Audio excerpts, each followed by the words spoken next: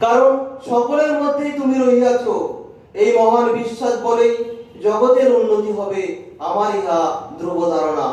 তিনি শ্রেষ্ঠ মানুষ যিনি সাহস করিয়া বলিতে পারেন, আমি আমার নিজের সম্বন্ধে সব জানি।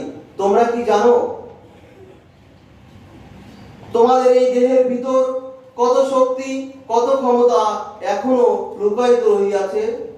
বিশ্বাস, বিশ্বাস, বিশ্বাস, নিজের উপর বিশ্বাস, ঈশ্বরে বিশ্বাস, ইহাই উন্নতি লাভের একমাত্র উপায়।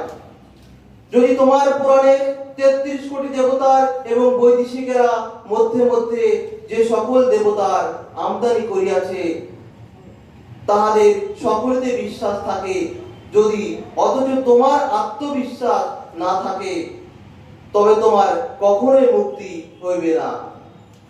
নিজের উপর বিশ্বাস সম্পন্ন হও।